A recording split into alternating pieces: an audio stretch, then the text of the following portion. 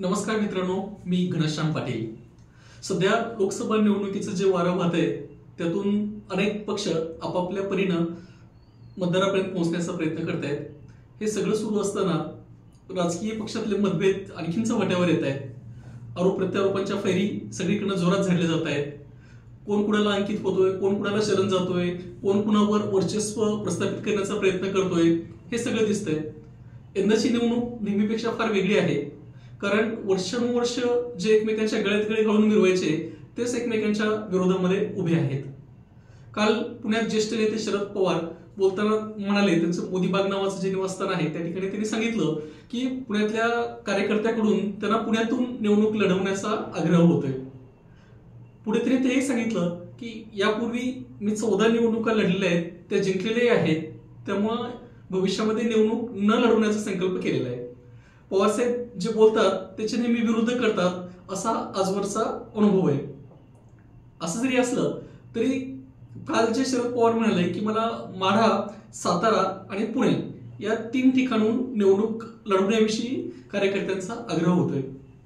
माढ्यामध्ये यापूर्वी पवारसाहेबांनी निवडणूक लढवण्याचा प्रयत्न केला होता, त्यावेळी माढा शरद पवारांना पाडा अशी एक मुवमेंट सुरू झाली होती आणि त्याची त्यांनी अक्षरशः धास्ती घेतली होती।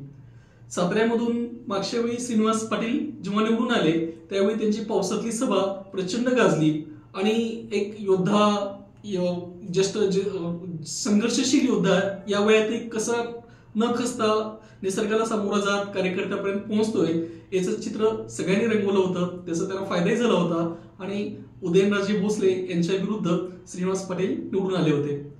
पुण्यातून भारतीय जनता पक्षाने मुरलीधर मोहोळ यांची उमेदवारी यापूर्वी जाहीर केलेली आहे।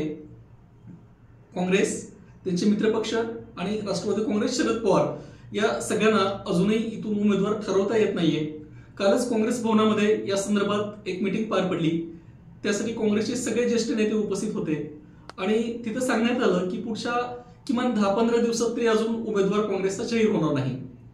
म्हणजे एकीकडे पवार सांगतायत, सुचवतायत की मला पुण्यातून निवडणूक लढवण्याचा आग्रह होतोय, दुसरीकडे जी जागा काँग्रेस पक्षाकडे आहे ते काँग्रेसचे नेते सांगतायत की इथून काँग्रेसने कोणीही उमेदवार दिला तरी आपण शर्तीचे प्रयत्न करू त्याला निवडून आणण्यासाठी, सगळे मिळून त्याचा प्रचार करू, मात्र किमान 10 ते 15 दिवस अजून उमेदवार जाहीर होणार नाही। निवडणुकीसाठी जेमतेम 51 दिवस उरलेले आहेत। अशा परिस्थितीत पुण्यासारख्या महत्वाच्या शहराचा उमेदवार यांना ठरवता येत नाहीये। अनेक नावं चर्चेला येत आहेत आणि पवारांचं स्वप्नरंजन पुण्यातून सुरू झालेलं आहे। खरं तर तुतारी हे त्यांना पक्षचिन्ह मिळालंय ते सामान्य मतदारापर्यंत पोहोचवण्याचं एक मोठं आव्हान आहे। कालच न्यायालयाने अजित पवार गटालाही काही सूचना दिलेल्या आहेत, त्यात त्यांनी प्रामुख्याने सांगितलं की घड्याळ हे पक्षचिन्ह तुम्ही जे वापरताय त्यासाठी मराठी, हिंदी आणि इंग्रजी अशा 3 वृत्तपत्रात तुम्हाला जाहिरात देऊन जाहीर करावं लागेल की न्यायालयाचा पुढचा आदेश जोपर्यंत येत नाही तोपर्यंतच आम्ही हे चिन्ह वापरतोय, न्यायालयाच्या आदेशानंतर काय ते पुढच्या गोष्टी ठरतील। किंवा इतर माध्यमांमध्ये, प्रसार माध्यमात जे आहेत त्यातही जाहिरात करताना त्यांना कटाक्षाने त्याचा उल्लेख करावा लागणार आहे। म्हणजे तेलही गेलं आणि तूपही गेलं अशी परिस्थिती अजितदादा पवारांची झालेली आहे। राष्ट्रवादी काँग्रेस शरद पवार गटातल्या मंडळींनी त्यावर आक्षेप घेतलेला आहे। त्यांचं म्हणणं आहे की गेली 25 वर्ष घड्याळ हे राष्ट्रवादी काँग्रेसचं पक्षचिन्ह आहे आणि घड्याळ आणि शरद पवार हे एक समीकरण झाले, त्यामुळं घड्याळाचं पक्षचिन्ह दिसलं की शरद पवारांना मत म्हणून मतदान करणारे असंख्य नागरिक आहेत आणि या निवडणुकीत तो गोंधळ उडाल्यामुळं 2% मतं जरी इकडे तिकडे झाली तरी मोठा त्याचा फरक होऊ शकतो, मतातून ते दिसू शकतं। त्यामुळं घड्याळ हे पक्षचिन्ह अजित पवार गटाला मिळू नये असा त्यांचा आग्रही आक्षेप आहे आणि तो काही प्रमाणात योग्यही आहे। सध्या शरद पवारांची जर आपण आतापर्यंतची व्यूहनीती बघितली म्हणजे पक्ष काढणं ते बंद पाडणं हे त्यांच्यासाठी काही नवीन नाहीये, राजकीय नेते तयार करणं त्यांना संपवणं हेही त्यांच्यासाठी काही नवीन नाहीये। म्हणजे बाळासाहेब ठाकरे जसं म्हणायचे की हा कायम अंगाला तेल लावलेला पैलवान आहे, तर त्यांची पैलवानकी त्यांनी अनेक वेळा महाराष्ट्रामध्ये सिद्ध केलेली आहे। म्हणजे ती एस काँग्रेस असेल, पुलोद असेल, राष्ट्रवादी काँग्रेस 10 जून 1999ला राष्ट्रवादी काँग्रेस पक्षाची स्थापना झाली। मला अनेक जण म्हणतात की शरद पवारांविषयी तुम्ही कायम अनुकूल प्रतिकूल मतं मांडत असता, तर पवारांचं नेमकं सामर्थ्य काय? तर त्यांना मी कायम सांगत असतो की शरद पवार हे काळाच्या खूप पुढचे नेते आहेत, त्यांनी जे काही चांगलं केलं, वाईट केलं त्यावर चर्चा नेहमी घडू शकते, मात्र महाराष्ट्रामध्ये एक महत्वाच्या नेत्यांची फळी तयार करण्याचं काम शरद पवारांनी केलं. म्हणजे मला नेहमी असं वाटतं की शरद पवार जर नसते तर आर आर आबासारखा नेता महाराष्ट्राला मिळालंच नसतं. छगन भुजबळांची कारकिर्दी इतकी भरलीच नसती. बबनराव पाचपुते आहेत, अजित पवार आहेत, दिलीप वळसे पाटील आहेत, हे नेते यांना इतकी चांगली संधी सुद्धा मिळाली नसती. हे काँग्रेसमध्ये कुठेतरी तालुका लेवलला, स्थानिक लेवलला पंचायत समितीचं काम करत बसणारे नेते ठरले असते. मात्र शरद पवारांच्यामुळं ते राज्याच्या प्रवाहामध्ये आले. राज्यभर त्यांचं एक नेतृत्व मान्य केलं गेलं. पुढे त्यांनी चांगलं वाईट काय केलं हा त्यांच्या कर्माचा भाग आहे. कुणाला धरण आठवलं तर कुणाला आणखी कुठले काही घोटाळे करावेसे वाटले, हे सगळं परिस्थितीजन्य आहे. मात्र शरद पवारांच्यामुळं हे नेते आहेत हे आपल्याला अमान्य करता येणार नाही. तुतारी 19 फेब्रुवारीला हे न्यायालयाने त्यांना सांगितलं की पुढच्या निवडणुकीसाठी तुतारी हे चिन्ह आहे आणि तुतारी घराघरात पोहोचावी यासाठी शरद पवारांचे प्रयत्न सुरूच आहेत. आज बीड लोकसभा मतदारसंघाचा विचार केला तर तिथूनही ज्योती मेटे यांचं नाव शरद पवारांनी सुचवलेलं आहे. त्यातून त्यांचा पुढची जी दृष्टी आहे, विजन आहे, ती दिसून येते की योग्य ठिकाणी योग्य उमेदवार निवडणं, त्यांचा जोरदार प्रचार करणं हे शरद पवार यांच्यासाठी काही नवीन नाही. त्यामुळे कुणीही बेसावध असू नये, त्यांना गृहीत धरू नये. कुठलाही पक्ष सहजासहजी संपत नसतो. पवारांची कारकिर्दी तर निश्चितपणे फारच मोठी आहे. महाराष्ट्रात त्यांना मानणारा वर्गही मोठा आहे. शरद पवार हे नाव ऐकलं की डोक्यात तिडीक जाते, त्यांच्याविषयी तिरस्कार वाटतो, घृणा वाटतो. हा वर्गही मोठा आहे. तसंच त्यांच्यावर जीव वाळवून टाकणारा वर्गही मोठा आहे. हे दोन्ही जर बघितलं तर येत्या निवडणुकीमध्ये काय होतं हे पाहणं औत्सुक्याचं ठरणार आहे. सध्या सगळ्याच पक्षांची अशी अवस्था झाली की त्यांना उमेदवारच मिळत नाही. म्हणजे आता निलेश लंके अजितदादांचे सहकारी होते. शरद पवारांच्या हस्तेच परवा त्यांच्या एका पुस्तकाचं प्रकाशन झालं आणि नगरमधून त्यांची उमेदवारी शरद पवार यांच्या राष्ट्रवादी काँग्रेस पक्षाकडनं जाहीर होईल अशी शक्यता आहे. त्यासाठी जोरदार प्रयत्न झालेले आहेत. कुठल्या कार्यकर्त्यांना कुठल्या वेळी उचलून धरायचं हे पवार साहेबांना निश्चितपणे माहिती आहे.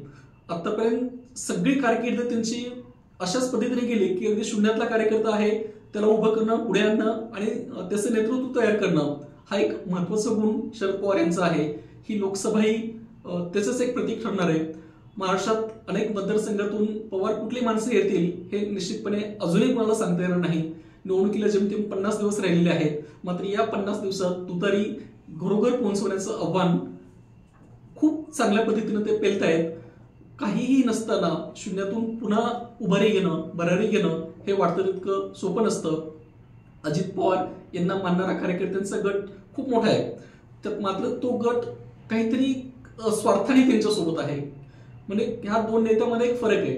मी प्रकाशक असल्यामुळं मला एक गोष्ट कायम जाणवते की शरद पवार अनेक विचारवंत आहेत, लेखक आहेत, त्यांच्या सानिध्यामध्ये असतात. म्हणजे एखाद्या कवीची कविता त्यांना ऐकायची असेल तर त्या आवर्जून त्यांना भेटतात किंवा बोलून घेतात. म्हणजे खूप वेळा असं झालेलं आहे की शरद पवारांना नादू मानवरांची कविता ऐकावीशी वाटली आणि त्यांनी त्यांच्या कवितांचा खाजगीत कार्यक्रम ठेवला. शरद पवारांना रामदास नाना फुटाण्यांच्या काही रचना ऐकाव्याशा वाटल्या, त्यांचं सामाजिक भाष्य समजून घ्यावं असं वाटलं तर रामदास नानांना ते बोलून घेतात. मात्र अजित पवार अशाबाबत कधी चर्चेला येत नाहीत. अगदी मागच्याच आठवड्यामध्ये शरद पवारांनी पुण्यात एका काही तरुण लेखक कवींना एकत्र बोलवलं. प्रत्येकानं स्वतंत्रपणे भरपूर वेळ दिला, त्यांची मतं ऐकून घेतली, त्यांच्या साहित्याविषयी असतेनं चौकशी केली. हे एका चांगल्या नेतृत्व गुणाचं लक्षण आहे असं मला वाटतं. त्यामुळे शरद पवार यांच्यावर टीका टिप्पणी कितीही होऊ शकते, त्यांना विरोध होऊ शकतो. मात्र त्यांच्यातले हे जे चांगले गुण आहेत ते सगळ्याच राजकीय पक्षांनी घ्यायला हवेत. दुसरीकडे महाराष्ट्र नवनिर्माण सेनेचे प्रमुख राज ठाकरे यांनी काल दिल्लीत अमित शहांची भेट घेतली. मनसेला महाराष्ट्रातून 2 जागा मिळतील लोकसभेसाठी अशी चर्चा आहे. तसं झालं तर किमान केंद्रामध्ये मनसेचं खातं खोललं जाईल.